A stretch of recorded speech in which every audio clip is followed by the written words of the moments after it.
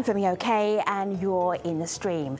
5 months after it captured Marawi city in the Philippines, ISIL has been defeated. But take a look at the devastation that has been left behind. Now, just a few weeks before the end of the battle, Jazeera went to Marawi. Have a look.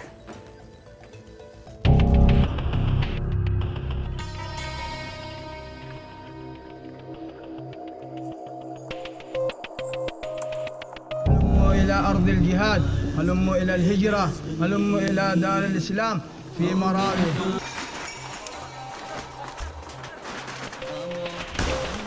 Even me, they invite me. You join us, brother Kakabintan. You join us. You join us. Because this is the time we have to unite and fight with the oppressor. I'm 10 or 11 years old. Sa mga teacher ko, sabi nila, magsali ka dahil bibigyan ka ng pera, gadgets, and protection to my family.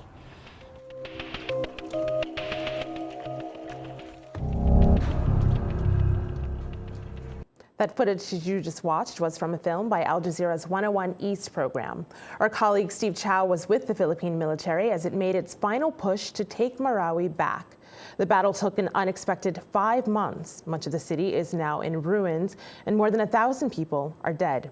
But is this really the end of the story? Some say there are historical grievances in the southern Philippines that have yet to be addressed. And many are now wondering whether ISIL will regroup and try to make Southeast Asia its new battleground. Joining us to discuss this from Iligan City, we have Rafael Bossano. He's a journalist with ABS-CBN News. Ace Guro is a Mindanao youth advocate and was displaced from Marawi. And Steve Chao, senior presenter for Al Jazeera's 101 East program. Hello, everybody. Welcome. Good to have you here. Steve, you take pictures when you're reporting, and we see behind the scenes a lot. There's one picture that you shared with us. It's right here on my laptop that really takes us to how did this all get started so many months ago? Tell us, yes, what are we seeing here? Where is this? This was the house where the siege all began on May 23rd. You can see all the bullet holes that have riddled through the upper floor of this building. This was where the Southeast Asian emir of ISIL was hiding at the time when 2 units of military forces came in to try to arrest him. And when they tried to arrest him, they came under extreme fire from a number of militants. Intelligence services said that essentially there was a siege planned a few days later, but because the military went after Isnalon Hapalan, the emir of Southeast Asia for ISIL, the siege began. And you can see the utter destruction that happened in that house, and then it essentially spread as the fighters took over the city at the end of May.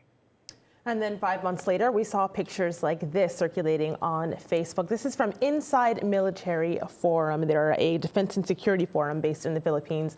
And you can see pictures there of what they say are Philippine military soldiers celebrating. Lower down on this picture, this comment from Jeff, who says, "I'm glad it's over, but seriously, 6 months," he says, though officially it was 5, very poorly handled. This won't be the last town for this to happen. He actually got a response from the military forum, and they say this is actually the quickest fight against ISIS anywhere on earth. Of course, the military was initially stunned and was caught barehanded, but it was very, very quick to turn things around. Ace, do you want to weigh in here? You have on one hand people saying this shouldn't have taken that long. On the other hand, someone pointing out that this perhaps was pretty quick in the grand scheme of things. Yeah, personally, I think that I agree with the one that says that this shouldn't have taken this long because context-wise, the military and the AFP was aware that there was an imminent and expected threat because prior to the siege, there was probably a year ago, the Marawi City Jail was attacked by the Bounty members to free the detained members of their group. And I think that was those series of events and the attack on the adjacent municipalities in our city are enough reason for them to do something as early as possible. But that was 1 year, and then they were not able to stop it. So I feel like there was a gross negligence on the part of the local government unit or the government in general. And I appreciate that the AFP was able to free our city. But I think it's important to be critical about the root cause of the problem so that we can make sure that it doesn't happen again and they will be able to prevent it in the future, assuming that there are other groups that might be created, given that these kinds of things are not really over despite the death of their leaders. And Ace, you're talking about the fact that the military and the police were aware that a siege Yes. was imminent. According to police sources that we talked to, they told us exactly that they were actually very aware of the Mhm. exact day when the Mhm. siege would Yeah. happen. However, this wasn't communicated to the military or to those units which first approached Hapalon and tried to arrest him. Mhm. If the military and the police had been in communication with each other, it's very possible that they could Yeah. have stopped the siege from happening. But there obviously was a Yes. lack of communication. We asked the Yes. military whether there was a severe failure of intelligence gathering. The military Mhm. denied this, but still, as you said, Mhm. there's no question that they were taken by surprise in a lot of ways. Rodrigo Yes. Duterte, the president of the Philippines, said initially this would only take 3 days to finish this off, and it Mhm. was 5 months. And not only I did it agree. take 5 months, but just look here at some of the devastation that we're seeing now from Marawi. And then a question here, Mhm. Raphael, from the locals, from some locals, and you can tell us how people are thinking about this now. Overkill. Some locals question Marawi shelling. That's one headline from Al Jazeera English.com. What are the locals actually saying about was there too much force? Was there too much bombardment? Was it worth losing so much of Marawi city in order to push ISIL out? It's been very split between the locals. We've been going around the different evacuation centers, asking them what they really think of the military actions here, in Marawi City. And some say that it was really an overkill, and they didn't think that airstrikes bombarding the city was necessary if they had enough Yeah. troops on the ground to actually neutralize the members of the Maudi group. But then there are some who are saying that they accept what's happened to their city as long as they return there safe. They're all for it. So it's really a mixed reaction between the locals. Depends on which part of the city they are. Some of those agreeing are mainly in areas which are considered controlled areas and did not really have a lot of devastation around it. But we can really understand why some locals would think that it was really an overkill, because it's really difficult, especially in Marawi City, where it's the center for commercial for business in Lanao del Sur. So the businesses that have been lost there is a big blow to them, and for this alone, they will really think that it is really an overkill. So And there is. Raphael, I heard similar things as well when we were down on the Yeah. ground, and we kept pressing the military on this because there were some that argued that why didn't the military simply use special elite small Mhm. Yeah. units to go after all the Mautes and the ISIL fighters. But at the same time, this is perhaps one of the reasons why the military kept taking us journalists Mhm. into parts of the main battle area, essentially to show us that why it was so difficult. The fact that the fighters were very entrenched in the city. The fact also that due to a legacy of family fights, the family feuds in the city, a lot of the houses were reinforced in terms of concrete walls. So it was very difficult to get in and attack the fighters that were entrenched inside, which is why they decided to go with the aerial Mhm. bombardment. But again, I think there are a lot of questions as to whether the military, needed that level of force and whether it was properly trained to deal in urban Mhm. warfare. The Marines told us, the Special Yeah. Forces told us that they were trained only in jungle warfare. And this may be why we saw 165 soldiers killed in and police officers killed in this battle. So I wanted to share this exchange from a couple of people on whether or not it was overkill and whether this level of force was necessary. Murtala on Twitter says shelling wasn't necessary. It only makes recovery difficult and could serve as a recruitment tool if the government fails to rebuild and reconstruct. On the other hand, Kara says it is better to bomb the entire city than to send in soldiers and be killed by snipers or IEDs. And of course, we know IEDs are things they are dealing with now. Buildings can be rebuilt, but lives can't. Ace, though, I want to play for you a video comment we got from a former resident and what she thinks about that overkill conversation. This is Ashia, and this is what she told the stream. Also feel sad because half of our city, or what we call the war zone, was ruined into an ashes. Nothing was left, and because of that, I feel deep sadness for them because they will restart their lives and not continue. I didn't expect that these terrible things will happen in our city, especially it happened in the core of our city. No more busy streets, no sound of noisiness, and no more lights and no more smiles of my fellow Maranaos. But I know, and everyone knows, that time will come. Because we are strong and brave, we believe that we will rise again. Hayes, how are families that were forced out, how are they coping? It's very bad. Actually, when you look at it in the TV, it's the things that you see is very far from what they're actually experiencing. When we use the word overkill, it's actually a euphemism because it entails airstrikes, and a lot of infrastructures were destroyed, like what the tweet said. But these are not just infrastructures. We could be talking about buildings that has a cultural meaning or that has a religious significance towards the residents of Marawi City. And the tweet was right when she said this could be a tool to be able to recruit, because when people have nothing more, they are more likely to become prey to recruitment, especially that ISIS is not just brainwashing people. They're actually offering a lot of money to the people that they hire. So it's important for us to talk about the airstrike and what it has destroyed, especially when they launched this kinds of attack.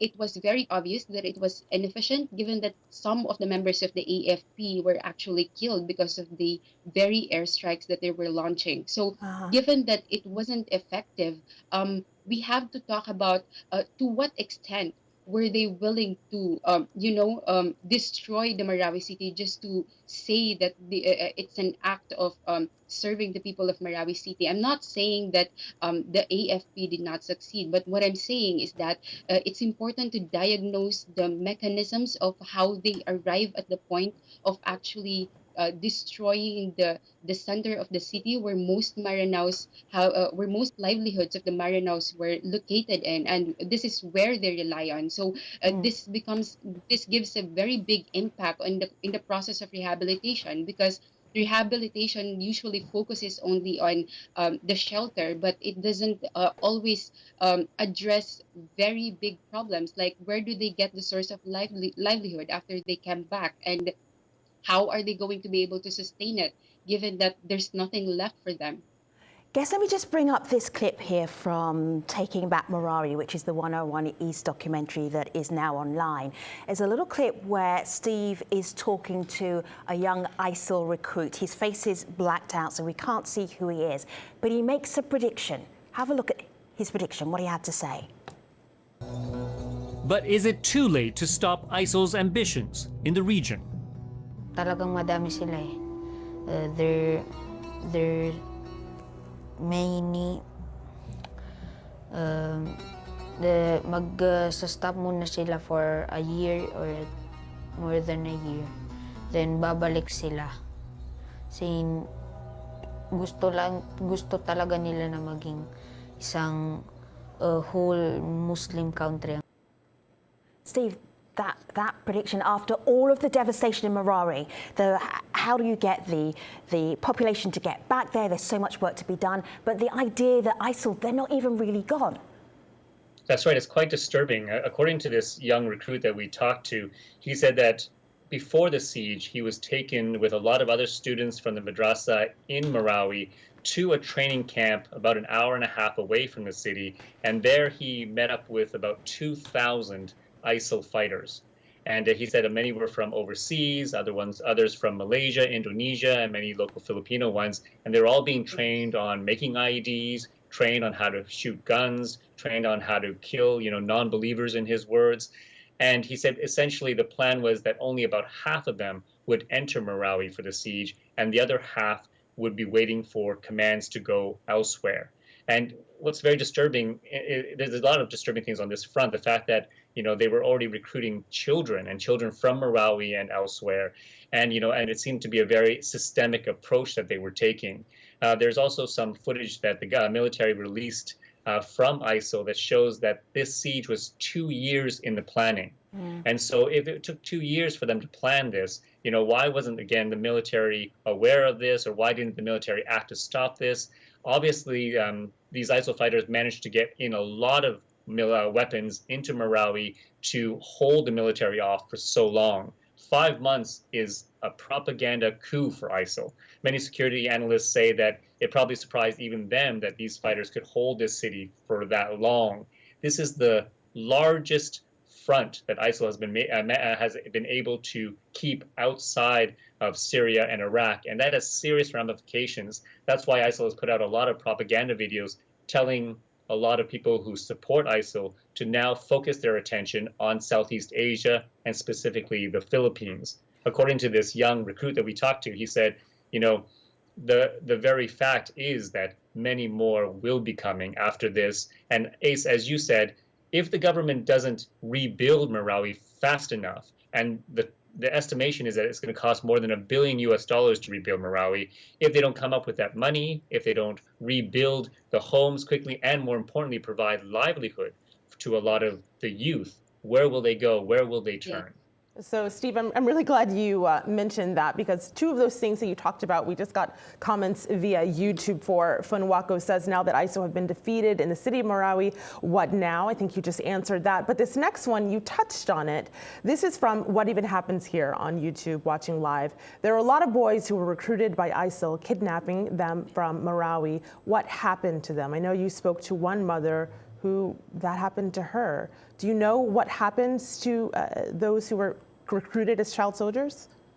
Rafael, you might know this better than me because you spent far more time in that area. From what we were able to gather is that there are training camps not too far away from Marawi that are still ISIL controlled, and a lot of the youth might have gone there. At the same time, the whole island of Mindanao in the southern Philippines, there are a number of groups, whether it be the BIFF or others that still support ISIL, and maybe factions of the Abu Sayyaf. So it's possible that they might have gone there. What are your thoughts, Rafael? Well, that's actually one of the questions that we keep on asking the military forces. What's going on with the investigations of the missing children? And, they always say that they're looking into it and looking at the possibilities of where they may have been taken.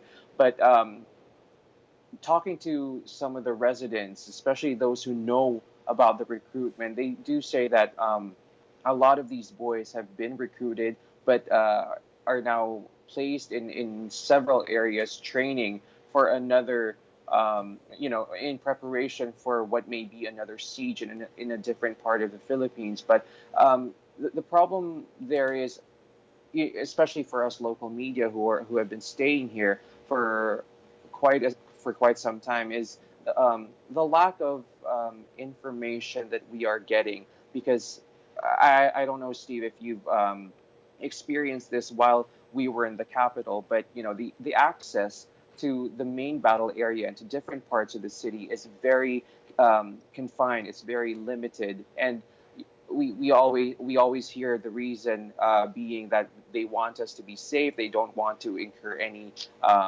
casualties on the part of the media. But the problem there is, how are we going to get the facts? How are we going to get the information if we're not on the ground, if we're not allowed to go to places where we should be going to get the figures and the response that we need, may it be from authorities or from the locals who have been experiencing this the entire time? That's a good point that you raised. You know, we had to struggle and fight to get to the access we did, and it wasn't great access either compared to other places like Afghanistan or Iraq and Syria. And there was a sense that the military was trying to control the message. They were very sensitive about what we were able to film when we were in the main battle area, trying to tell us not to film the level of destruction in some cases, and they were trying very hard to send the message that they were trying to be respectful to the Muslim community in Marawi. These are all important points, and they were very much trying to do that. But at the same time, you know, there are serious questions as to, you know, what else was going on there when the military was battling the ISIL forces there. Whether you know, because there's a fact that civilians were killed in the crossfire and in the aerial bombardments. We've heard witnesses talking about how, you know, one of the hostages that came out saw 10 of his fellow hostages killed in an aerial bombardment. Could that have been avoided? And is that why the military didn't want that much media so close to the main battle area? So yes, we've just got a few moments left on this show, just a couple of minutes. Ralph, I went to your Twitter feed here and it says residents of Marawi City returned to their homes after Marawi siege. What kind of homes are they going back to? Well, this one was taken, I think, just 2 days ago. And this is just one village. This is one barangay. And Ace would know this. This is in Barangay Basak Malutlut, which is the exact place where the Isnalon Hapilon had a rented apartment. That's where it all happened. But, you know, this area is also a center. I don't know if it's correct, Ace, but it's also a central business district because this is where a lot of the trading happens. There are a lot of stores, but it wasn't very damaged compared to the main battle area, which is on the west, on the eastern side of the city. So the residents here were able to return after cleaning up and after having the basic services restored, which is electricity and water. But the following day after that, we returned to Basak Malutlut, but we did see that some of the residents just wanted to check and then leave because there's nothing waiting for them there. You know, they have no livelihood. Some are traders at the Padian market, which is in the main battle area, and you know they don't have any means of selling because no one will buy from them, and there's nothing to sell to begin with. So they just checked the place and then they left. So I don't know if it really is about returning, but it's more on the livelihood and how these families will survive Raphael, after the you know, siege. when you talk about returning, we actually did get a video comment from the assemblyman for the region. This is Zia Alantua Adiong, a former stream guest. This is what he says the government must do to help those who are returning. Have a listen. Even the Secretary of National Defense was very candid in saying that this is actually the first time that the military engaged with an armed group fighting for more than 5 months in an urban setting. Basically, they needed to really make sure that the terrorists will be contained in one area, and so that it required for them to really use the military hardwares, meaning airstrike, in order to really contain the fighting within one area. And so the question now really is, can the government, after what have happened in Marawi City, all the damages against the civilian properties, against both the government properties, against the infrastructure assets in general, can the government really repay the damages? Ace, what do you think? Do you think the government will repay for the damage caused? You know, there's so much trust issue going on with the civilians and the government, but I would just like to emphasize that most of the spokesperson who are interviewed usually say that they tone down the harm and the gross negligence that occurred because they always say that this is the first time that the Philippines has been attacked with extreme measures from the terrorists. But I think that given the kind of intel that they have for that specific time frame, like that's a year, I believe that there shouldn't have been a first time in the first place. So if they were capable of preventing the harm prior to the siege, given the kind of time that they have, because Maute Group has been existing, like they said, and the military admitted a year or probably even more than that in Marawi City. I think it's important for them to Guru, first clarify these thank you kinds so of much for things being before on they this go ahead. program. We really appreciate your thoughts. Raphael and also Steve Chao, thank you for being part of this episode of The Stream. You can watch Taking Back Marawi. It's the 101 Al Jazeera East program. You can watch it online at aljazeera.com. Thanks for watching, everybody. We'll see you at #AJStream, always online.